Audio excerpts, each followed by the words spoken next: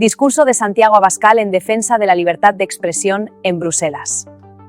Muy buenas tardes y muchas gracias a todos por su presencia. En primer lugar, quería agradecer la oportunidad que me da la Red Política por los Valores y a su presidente Steven Bartulica, especialmente, y a nuestra amiga Lola Velarde por esta organización, y además que me dé esta oportunidad en la incomparable compañía de un amigo que acaba de tener tanto éxito obteniendo la presidencia de Chile, nuestro amigo José Antonio Kast, pero también con la secretaria general de Patriots, Kinga Gál, y nuestro amigo Mateusz Morawiecki. Creo que es muy significativo que hoy aquí estén los presidentes de dos de los partidos más importantes de Europa, el Partido de los Patriotas y el Partido de los Conservadores y Reformistas, porque lo que está en juego, la libertad de expresión, tiene que ver no solo con el corazón de la dignidad humana que ha caracterizado a la sociedad occidental, sino con lo más importante de nuestras tradiciones culturales, políticas y religiosas. La libertad de expresión está estrechamente ligada a lo que somos, al derecho romano, al pensamiento griego y a la espiritualidad cristiana. No se comprende Occidente y no se comprende Europa sin la libertad de expresión. Dábamos por hecho que la libertad de expresión estaba perseguida y anulada en China, en Corea del Norte y en Venezuela, pero no nos dimos cuenta de cómo estaban arrebatándonos poco a poco la libertad de expresión en el corazón de Occidente, en Europa, cómo desaparecía y era perseguida también en Estados Unidos. Y nuestras sociedades y nuestras naciones no están condenadas por ningún tipo de determinismo histórico a ir perdiendo la libertad. Si fuese por un determinismo histórico, estamos no solo condenados, sino obligados a la defensa de la libertad. Decía que no están condenadas porque vemos tiranos que van cayendo y vemos también cómo los socialistas y los globalistas empiezan a perder posiciones en muchos foros internacionales donde sus posiciones eran las únicas que se defendían. De hecho, era una sola posición, no había discrepancia. Hoy vemos en foros internacionales como el de Davos, cómo se empiezan a hacer planteamientos políticos diferentes por parte de líderes internacionales, pues que no gustarán a todo el mundo, pero que desde luego están garantizando que en esos foros internacionales se produzca un debate que hasta ahora era imposible. Y estoy pensando en el presidente Donald Trump y en el presidente Javier Milei, entre otros, que están garantizando esa defensa de principios que caracterizan a la sociedad. Esta pérdida, este ataque a la libertad de expresión en Europa especialmente, nos ha valido la crítica o la amonestación de nuestros aliados norteamericanos en un discurso en Múnich del vicepresidente de los Estados Unidos, J.D. Vance, que compartimos muchos europeos, porque señaló lo que las élites europeas están queriendo ocultar. Yo creo que a pesar de esta persecución, la libertad de expresión se va a abrir paso. Estábamos peor hace 5 años.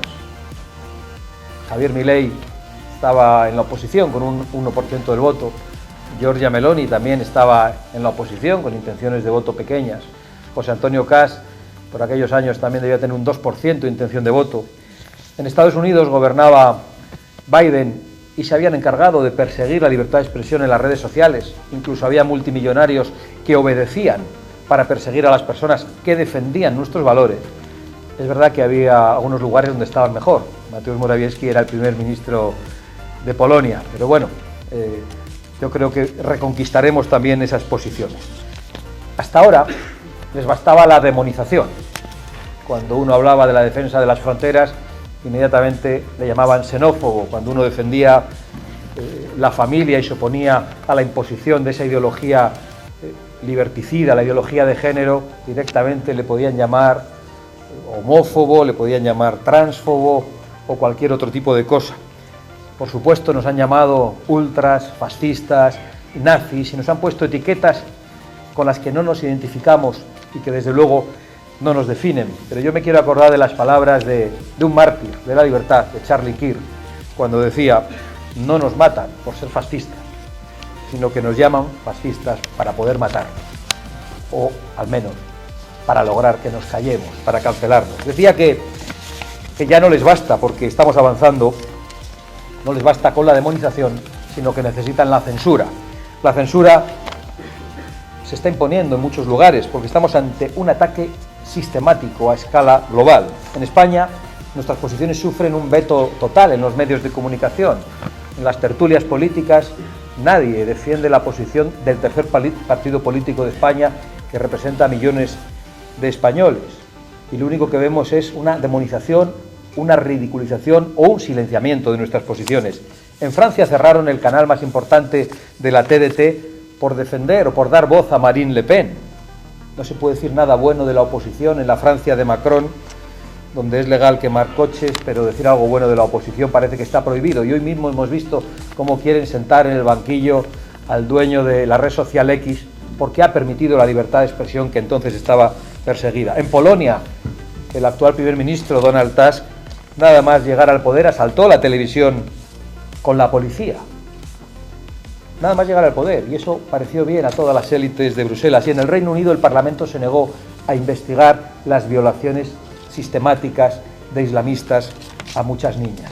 En Italia, tanto Giorgia Meloni como Salvini han sido perseguidos judicialmente por defender sus fronteras, y por supuesto Viktor Orbán ha sido multada Hungría, porque su gobierno defiende a los húngaros, protegiendo las fronteras, y protege la inocencia de los niños en las escuelas, diciendo que son los padres los que tienen el derecho a educar a sus hijos, y eso es algo que no pueden permitir las élites que han dominado Bruselas hasta ahora. Pero la grieta en el muro es cada vez más grande. Son muchas personas, son millones de personas en todo el mundo y en Europa las que ya se informan por canales alternativos, por las redes sociales. Y por eso precisamente están intentando cancelar ese espacio de libertad de expresión. Aún recordamos al comisario Thierry Breton cuando intentó, en el más espantoso, ridículo, perseguir la entrevista entre Elon Musk y Donald Trump. Hoy Thierry Breton no puede entrar en Estados Unidos porque es un país que quiere defender la libertad de expresión. Y yo creo que se ha llegado demasiado lejos en esta persecución, y que las élites políticas, las élites financieras y a veces las élites eclesiásticas de Occidente han abandonado a sus propios pueblos.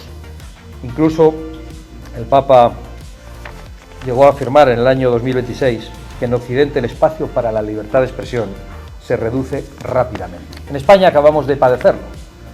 Hace una semana el presidente del Gobierno anunció la regularización de 500.000 de personas que están ilegalmente en nuestro país, con las consecuencias que eso tiene sobre la seguridad, sobre el colapso en los servicios públicos, el acceso a la vivienda. Bueno, una semana después el presidente del Gobierno ha anunciado que va a perseguir la huella del odio en las redes sociales.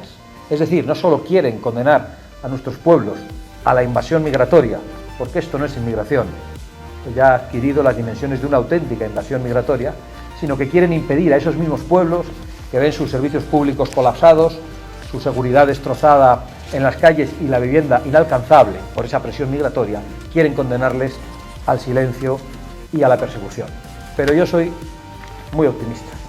Creo que, como decía en mitad de la intervención, la grieta en el muro es cada vez más grande y la libertad y la verdad harán como el agua, aprovechar cualquier grieta para abrirse paso. Muchas gracias a todos.